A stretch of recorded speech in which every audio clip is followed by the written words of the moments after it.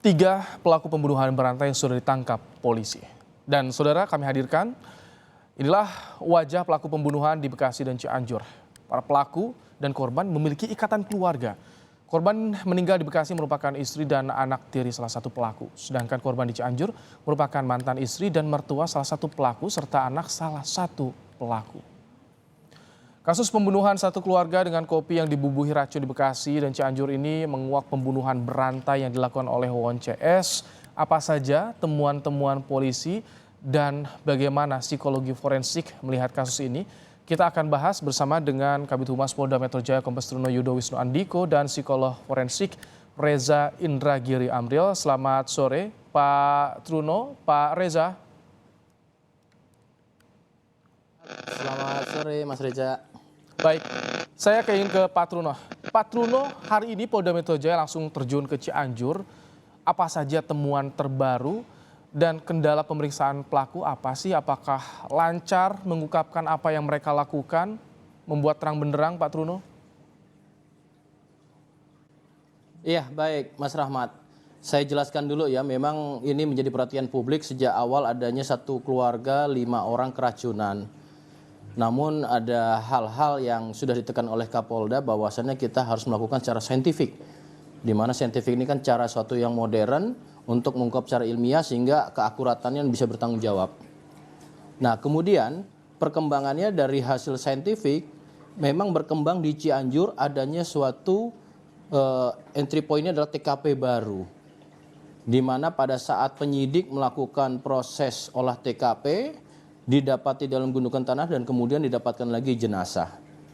Nah, artinya di dalam hal ini proses pemeriksaan yang berkesinambungan tadi dengan interprofesi melakukan adanya psikologi forensik, kemudian ada laboratorium forensik dan kedokteran forensik, kami mendapati adanya perbuatan pidana lain selain yang tadinya keracunan menjadi pembunuhan dan kemudian adanya serangkaian pembunuhan atau disebut serial killer yang tadi disampaikan. Nah, sejauh ini sampai hari ini tim penyidik masih di Cianjur titik kumpulnya dan kemudian ada lagi informasi baru dengan bertambahnya identitas korban yaitu adanya makam Halimah dan juga dengan identitas yang digarut dengan atas nama Siti. Begitu Mas Rahmat. Baik, saya ingin ke Pak Reza. Pak Reza, ini kan 9 korban, mayoritas adalah keluarga, anggota keluarga pelaku bahkan. Dari sisi kejiwaan, ini niatnya seperti apa sih Pak Reza sampai nekat menghabisi nyawa anggota keluarga sendiri? Pertama, saya membangun persepsi bahwa betapapun para pelaku atau para tersangka ini belum pernah keluar masuk lapas, tapi dari sudut pandang risk and need assessment mereka sudah bisa disebut sebagai residivis. Jadi penilaian atau simpulan tentang residivisme itu ditentukan berdasarkan pengulangan perbuatan jahat, terlepas apakah mereka pernah berurusan dengan penegak hukum atau tidak. Itu yang pertama. Yang kedua, karena saya mengecap atau memberikan label residivis kepada mereka, maka lazimnya ada 8 faktor yang perlu ditelaah. 4 faktor diantaranya disebut sebagai faktor dominan dan 4 faktor berikutnya disebut sebagai faktor yang tidak dominan. Nah, saya berfokus pada 4 faktor dominan ya. 4 faktor dominan itu yang pertama adalah riwayat kejahatan. Yang dimaksud dengan riwayat kejahatan adalah karena para pelaku ini sudah pernah melakukan kejahatan sebelumnya dan berhasil lolos dari otoritas penegakan hukum, maka kita bisa bayangkan bahwa dari waktu ke waktu tingkat kefasihan, tingkat kelihayan, atau tingkat kepintaran para pelaku ini terus meningkat. Sehingga modusnya akan semakin canggih, dengan kata lain kemungkinan mereka berhasil melakukan aksi kejahatan hingga sukses itu juga semakin tinggi peluangnya. Itu terkait dengan riwayat kejahatan sebelumnya. Dengan kata lain ringkasnya, kita sedang berhadapan dengan sosok manusia yang sesungguhnya sedang belajar, sedang meningkatkan keterampilan mereka dalam melakukan kejahatan termasuk dengan mencabut nyawa orang. Itu pertama. Yang kedua, dari apa yang dijelaskan oleh Pak Kapolda maupun Pak Kabid Humas, saya menangkap pesan bahwa boleh jadi sebagian atau semua tersangka ini memiliki pola kepribadian antisosial. Tetapi di ruang publik, apalagi pada tahap penyelidikan atau penyidikan seperti sekarang ini, saya tetap ingin berasumsi bahwa para tersangka adalah orang yang normal, orang yang waras, orang yang sehat, Karena itulah yang memungkinkan bagi adanya proses pertanggungjawaban pidana hingga tuntas. Pak Reza, Catat. maaf saya potong. Kalau tadi yang disinggung soal praktik perdukunan, mencoba untuk menipu para korban, ada 2 korban TKW di sini yang menjadi korban meninggal dunia, Pak Reza. Bagaimana Anda melihat soal ini? Saya membayangkan bahwa motif para tersangka ini berbeda satu sama lain ketika melancarkan aksinya. Tadi Pak Kapolda katakan pada peristiwa yang terakhir misalnya, saya bayangkan bahwa motifnya instrumental. Ada sekian banyak orang yang dihabisi dengan tujuan instrumental, yaitu dengan tujuan meloloskan diri dari jerat hukum. Sementara kalau sudah dikaitkan dengan hal yang sifatnya klinik segala macam, tadi saya katakan, adakah kemungkinan kondisi tertentu, kondisi khas tertentu, termasuk pola-pola kepribadian antisosial yang patut didalami pada diri para tersangka.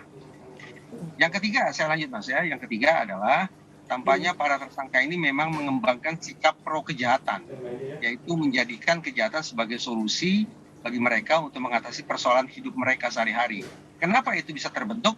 Terkait dengan faktor keempat. Ternyata para tersangka ini tampaknya merupakan satu keluarga juga. Itu artinya mereka berada di dalam lingkungan sosial yang memang mendukung terjadinya relasi menyimpang sekaligus mendukung terjadinya perilaku jahat. Relasi menyimpang yang saya maksud misalnya adalah bahwa ada tersangka yang menikahi anak dari mantan istrinya. Itu contoh relasi menyimpang. Nah, sekali lagi juga beririsan dengan perilaku jahat yang terbentuk akibat adanya lingkungan sosial yang semacam ini. Oke, saya ingin ke Pak Truno. Pak Truno, ini mau bicara soal motif yang masih jadi tanda tanya besar tentunya. Tega menghabisi keluarga, bagaimana sebetulnya? Apakah pelaku menyesal? Dan ini sudah direncanakan sejak kapan sih mereka berbuat keji seperti ini, Pak Truno? Iya, Mas Rahmat. Untuk kasus ini konstruksinya tadi saya sampaikan. Di Bekasi ini dari awal keracunan sehingga menjadi pembunuhan, dan yang sangat menarik adalah dari 5 korban yang salah satunya selamat ini merupakan bagian daripada pelaku dalam perbuatan pidana yang sebelumnya atau di Cianjur. Nah, kemudian juga salah satu korban ada hubungan relasi dengan salah satu pelaku yaitu sebagai istrinya Wawon. Nah, kemudian ini kami masih terus mendalami dalam motif ya. Memang kalau untuk kasus Cianjur, ini adalah tindak pidana yang lebih terdahulu ketimbang yang di Bekasi. Nah, kemudian motif daripada pembunuhan ini tentu ada semacam tekanan untuk diketahui oleh almarhum atau korban, sehingga ini melakukan pembunuhan terhadap relasinya dalam hubungan keluarga. Nah, sebelumnya ini merupakan bagian daripada tindak pidana yang dilakukan, yaitu adalah pembunuhan dengan motifnya adalah mengiming-imingi janji dengan mengemas supranatural seolah-olah ini akan bisa mengembangkan hartanya atau kesuksesan bahkan menggandakan kekayaannya. Seperti itu Mas Rahmat. Kalau tadi agar tidak diketahui praktik perdukunannya, bagaimana dengan balita anaknya yang jadi korban, satu meninggal, satu selamat di Bekasi? Betul. Ini yang masih kita dalami Mas Rahmat. Justru ini yang sangat membuat perhatian publik ya. Kalau memang motifnya adalah ekonomi dengan pengemasan supranatural, pertanyaannya kami makanya melibatkan interprofesi ya, kita berkolaborasi, ada psikologi forensik tadi saya sampaikan. Ini dalam aspek keterangan tersangka tentu tidak kita terima begitu saja, namun dari aspek psikologinya juga kita akan lakukan dengan kolaborasi dengan ahli atau expert. Oke, baik. Pak Reza, ini informasi awal yang diperoleh pembunuhan di Cianjur di tahun 2020. Bagaimana bisa lingkungan ini seolah tidak tahu ya Pak Reza? Tidak ada yang, tadi hanya ada satu laporan ke Polres Cimahi soal kehilangan korban. Sisanya tidak ada Pak Reza. Apakah tidak ada yang menaruh curiga kalau Anda lihat dari sini Pak Reza? Tadi sempat saya sebut faktor kedua yang perlu didalami adalah pola kepribadian antisosial. Dan salah satu ciri atau penanda orang-orang dengan kepribadian antisosial apa? Ya memang memiliki kecerdasan yang baik, memiliki kecerdasan di atas kebanyakan orang. Karena itulah masuk akal kalau kemudian tersangka tidak dicurigai sama sekali oleh warga sekitar, karena dengan kecerdasan yang mereka punya, ditambah lagi dengan keterampilan mereka yang terus meningkat dari waktu ke waktu berdasarkan tanda petik keberhasilan mereka melakukan aksi kejahatan, mereka semakin fasih, semakin mampu untuk membaca situasi sekaligus menyiasati situasi agar mereka tidak dicurigai sama sekali. Jadi tanda petik bukan suatu hal yang istimewa juga kalau para tersangka ini berhasil mengelabui lingkungan sekitar, itu tadi. Karena ada kecerdasan, ditambah lagi jam terbang yang semakin lama semakin tinggi. Kalau dorongan dari psikologi bagaimana yang tega menghabisi nyawa keluarga sendiri, orang yang dekat, bahkan anak sendiri? kita melihat dari luar memang menganggap tidak masuk akal anggota keluarga dihabisi. Tetapi kalau kemudian kita masuk ke dalam diri para pelaku, apakah iya mereka memandang korbannya itu sebagai sungguh-sungguh anggota keluarga sendiri? Kalau ternyata anggota keluarga sendiri itu di benak para pelaku lebih sebagai target atau sasaran kejahatan, maka kita tidak membayangkan ada ikatan emosional yang sungguh-sungguh terbangun antara si pelaku dengan para anggota keluarga tersebut. Karena sekali lagi, para pelaku melihat orang-orang di sekitar tersebut sebagai sasaran atau target kejahatan belaka. Baik.